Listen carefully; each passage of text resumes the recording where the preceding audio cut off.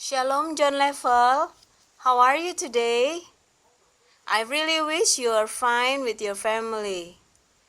With me teacher Ermalita, I would like to start our mathematical lesson for today. But before we start, I would like to ask you to pray with me. Be ready and let's pray. Dear Lord Jesus, we say thank you for your love, for your kindness, for your guidance to all of us day by day. Now, in this beautiful morning, we would like to start our lesson of Mathematica by pray and worship your name. Now, we want to ask for your grace to all of us, and so we can have the point of the lesson for today. Please help us, and so we can understand how to do all the tasks given. In the name of Jesus Christ, we surrender these times into your hands. Everybody says, Amen. Now we're talking about next topic, number 4, mengurutkan pecahan. Topik kita yang berikutnya dalam pecahan adalah mengurutkan pecahan. Sekarang mari kita baca di buku cetak mandiri Matematika halaman 11. Oke, halaman 11. Mari kita baca. Mengurutkan pecahan. Mengurutkan pecahan-pecahan berpenyebut sama, penyebut sama adalah sama halnya dengan mengurutkan pembilang-pembilangnya. Agar lebih jelas, kita perhatikan contoh berikut ini.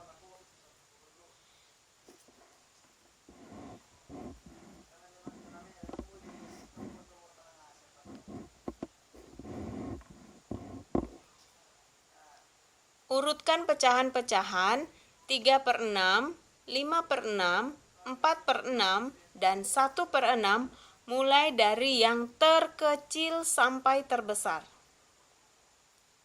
Caranya adalah, mari kita perhatikan pembilang-pembilangnya, yaitu 3, 5, 4, dan 1. Pembilang itu angka yang ada di atas. Ya, 3, 5, 4, dan 1. Semua penyebutnya sama ya. Kalau penyebutnya sama, kita bisa langsung urutkan atau susun pembilangnya. Oke? Nih, perhatikan. Karena 1 kurang dari 3. 3 kurang dari 4. Dan 4 kurang dari 5. Kurang dari maksudnya lebih kecil. 1 lebih kecil dari 3. Benar ya? 3 lebih kecil dari 4. Dan 4 lebih kecil dari 5. Maka 1 dari 1/6, ya. 1 ini dari 1/6. Maka 1/6 lebih kecil dari 3/6. Nih, satu grup ya. 3/6 lebih kecil dari 4/6. Dan 4/6 lebih kecil dari 5/6. Sehingga kita bisa membuat urutan pecahan mulai dari yang terkecil sampai yang terbesar adalah 1/6, 3/6, 4/6, 5/6. Secara sederhana, ini sama seperti kita menyusun bilangan biasa. Tapi kali ini bentuknya adalah pecahan. Dengan catatan, pecahan yang berpenyebut sama. Ini penyebut ya. Penyebut yang di bawah. Oke. Nah, untuk latihan, kamu kerjakan halaman 11 nomor 1. Ya. Halaman 11 nomor 1. Kerjakan ya untuk latihan. Urutkan pecahan-pecahan berikut ini mulai dari yang terkecil sampai terbesar. ABC saja ya. ABC. Oke. Semoga bisa membantu untuk kamu bisa mengerjakan latihan soal. Oke, kita akan lanjutkan ke topik yang berikutnya. Topik kita yang berikutnya tentang pecahan, yaitu pecahan sederhana. Pecahan sederhana. Di buku pelajaran matematika halaman 12, kita baca tentang pecahan sederhana.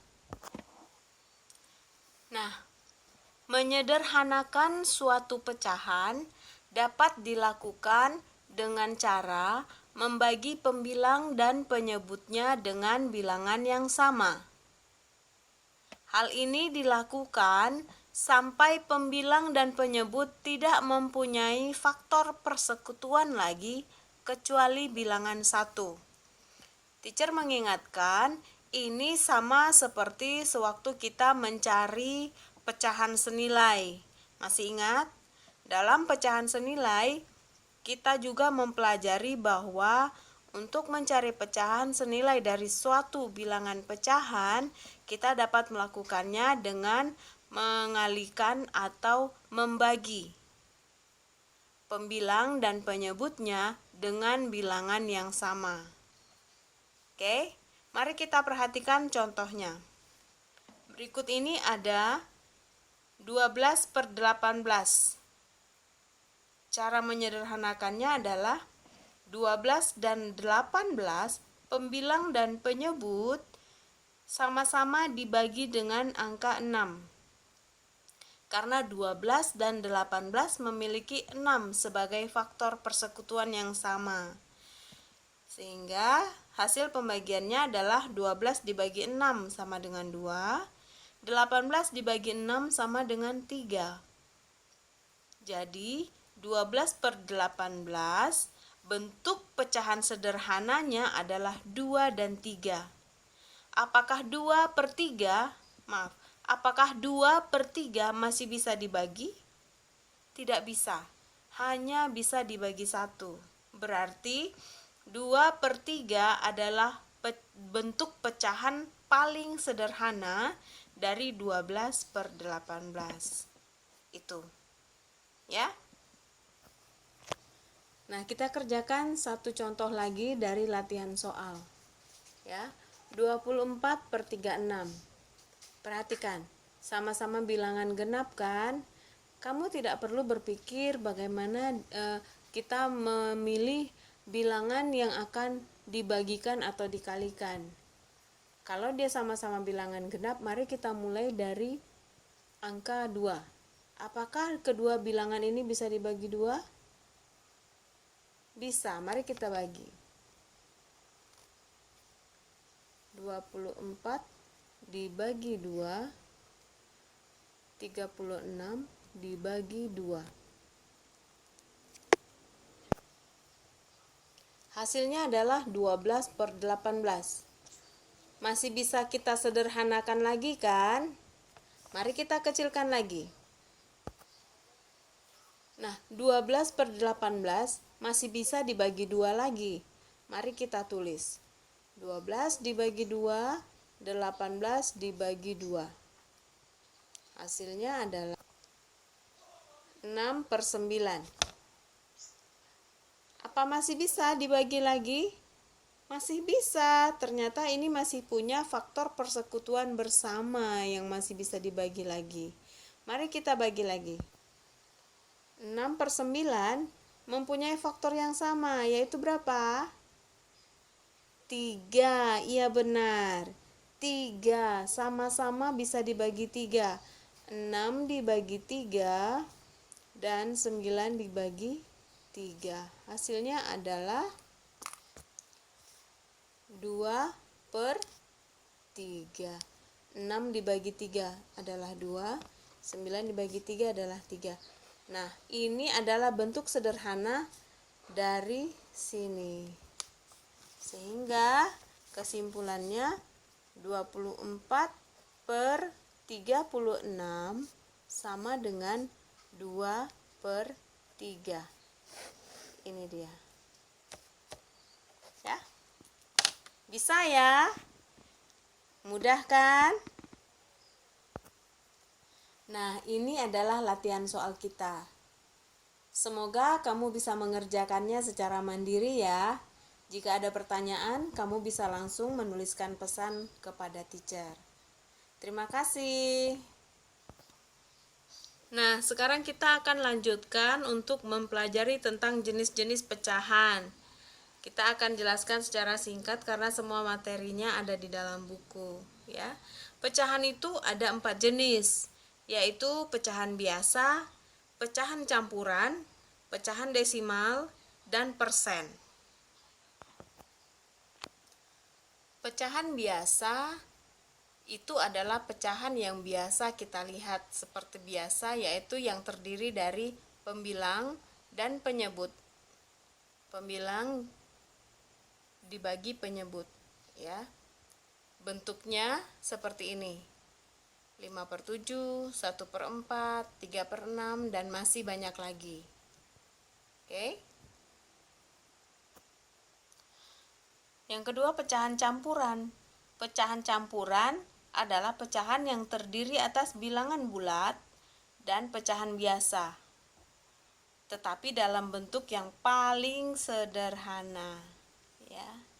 Contoh: 1/2, 3 2/5. Ini semua bentuk yang paling sederhana, ya. Artinya pecahannya pun tidak bisa dibagi lagi. Oke. Lihat di sini. 1 adalah bilangan bulat dan 1/2 yang ini adalah pecahan biasa. Jadi ini disebut pecahan campuran. Ada bilangan bulat dan ada pecahan, ya. Ini 3 adalah bilangan bulat, 2/5 adalah pecahan biasa, dan ini juga 2 adalah bilangan bulat, 5/7 adalah pecahan biasa. Sehingga bentuk seperti ini, ingat ya, bentuk yang seperti ini disebut pecahan campuran. Oke? Nah, ini adalah cara mengubah pecahan biasa menjadi pecahan campuran. Mengubah pecahan biasa menjadi pecahan campuran. Contoh ya, 3/2. Oke, kita akan lakukan pembagian biasa. Pembagian biasa seperti ini: 3 dibagi 2. Ya, pembagian biasa seperti ini: 3 dibagi 2. Hasilnya di sini adalah 1. 1 dikali 2, 2. Lalu kita kurangkan, 3 dikurang 2, hasilnya 1. Maka 3 dibagi 2 hasilnya adalah 1, sisa 1. Pembaginya adalah 2. Sehingga hasilnya di sini adalah 1,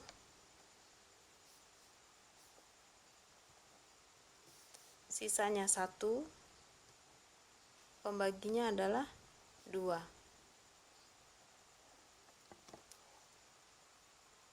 3/2 dalam pecahan biasa itu bisa disederhanakan menjadi bentuk pecahan campuran, ya. 1/2 ini adalah hasilnya. Lalu bagaimana merubah yang sebaliknya? Bagaimana merubah pecahan campuran menjadi pecahan biasa? Masih soal yang sama tapi kita kembalikan ya. 1/2 itu adalah pecahan campuran. Bagaimana merubah ini menjadi pecahan biasa? Caranya adalah 1 yang ini dikalikan dengan pembagi ini, 2. Ya. 1 dikali 2 ditambah 1. Ya. Ini saya tulis begini. Dari sini itu dikali,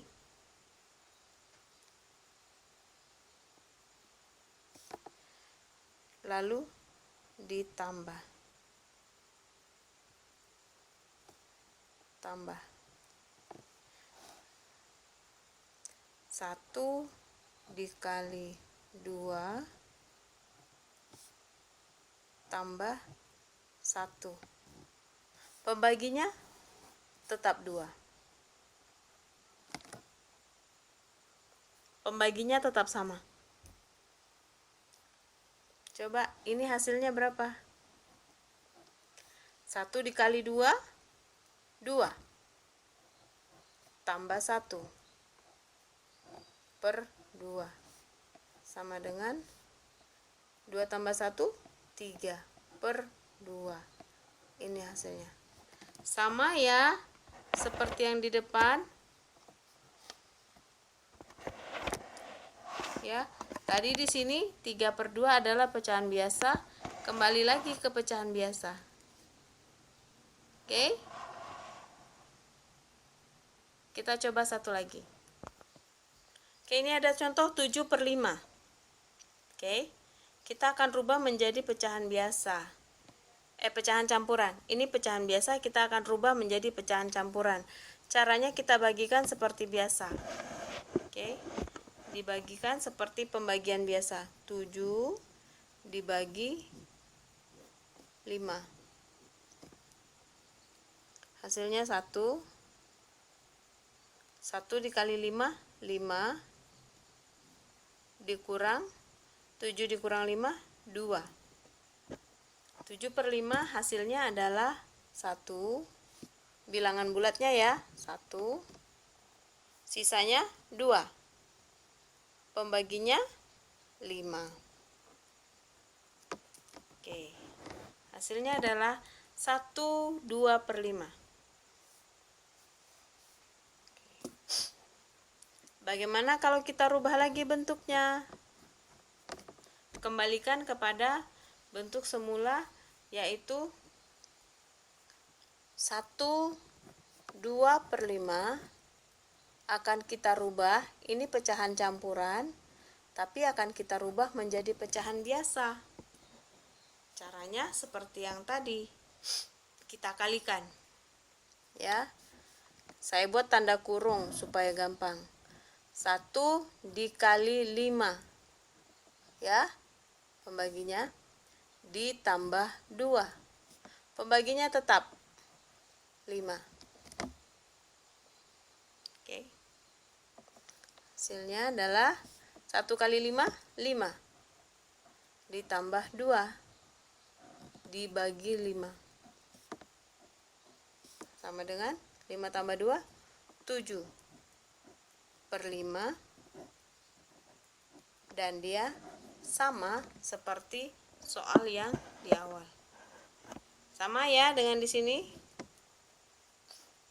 Paham ya? Mudah kan?